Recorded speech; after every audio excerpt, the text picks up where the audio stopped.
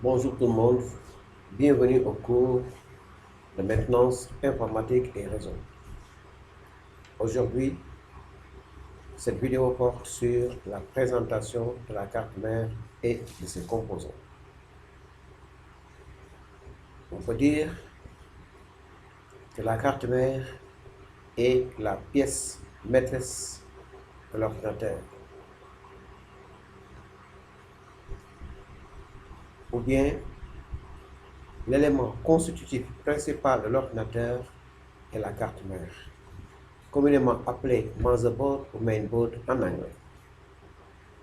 La carte mère est le socle permettant la connexion de l'ensemble des éléments essentiels de l'ordinateur. C'est un gros circuit imprimé avec des puces, des connexions et autres pièces électroniques installées dessus.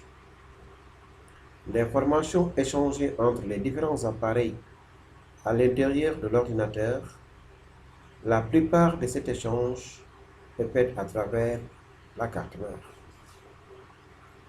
On peut dire que la carte mère est un gros morceau de plastique plein de conducteurs électriques.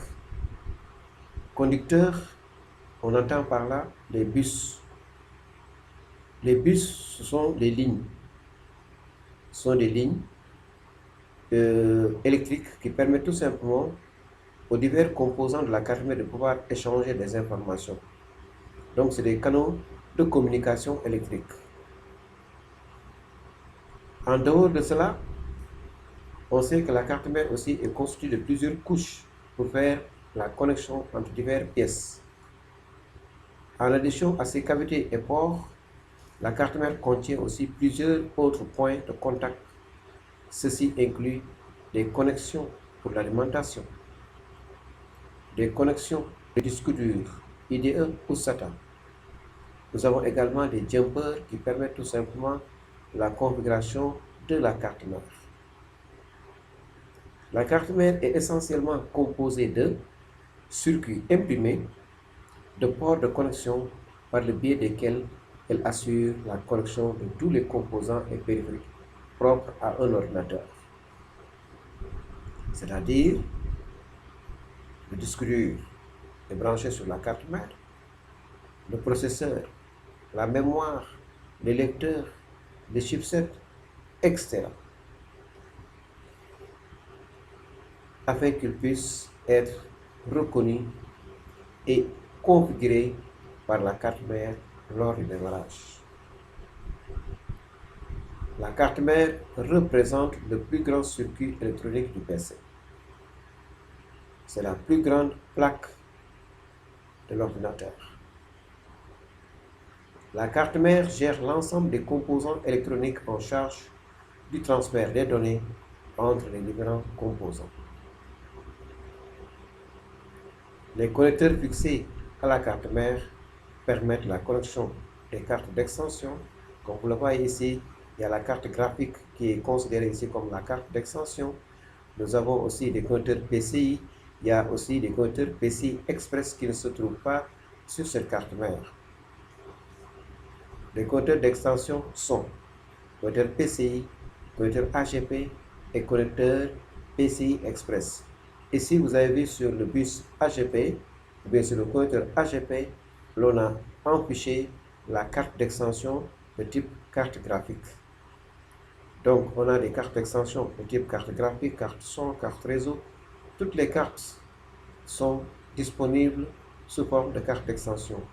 Et les connecteurs d'extension sont prévus tout simplement sur la carte mère d'accueillir ces cartes d'extension en cas d'augmentation d'une fonctionnalité dans l'ordinateur, ou bien en cas de panne de connecteur ou bien de port sur l'ordinateur.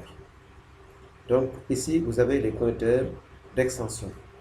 En dehors de cela, vous avez aussi sur la carte mère ce qu'on appelle le socket.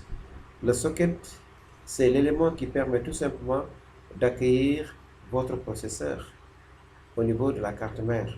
Donc le socket permet tout simplement d'héberger la carte mère. Vous avez également les slots de mémoire. Les slots de mémoire, c'est pour accueillir les cartes mémoire. Vous avez aussi les bus, comme je l'ai dit tout à l'heure, les bus SATA les bus IDE, c'est-à-dire les connecteurs SATA, communément appelés connecteurs SATA ou bien connecteurs IDE, tout simplement pour accueillir les disques durs SATA ou bien les disques durs IDE. Ensuite, vous avez sur la carte mère ce qu'on appelle les connecteurs d'alimentation du processeur. Vous avez également ce qu'on appelle, par exemple, les connecteurs d'alimentation également du processeur, processeur, mais aussi de la mémoire, des ventilateurs, etc. Donc, sur la carte mère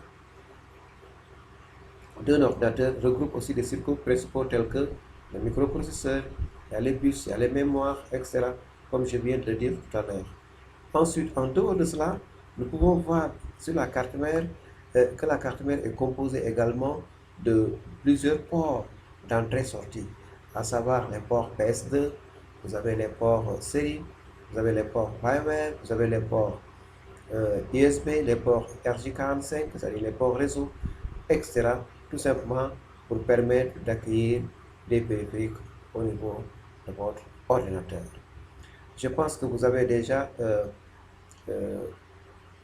un document bien fourni qui relate de façon détaillée surtout la carte mère et ses composants. Donc, merci de votre attention et à la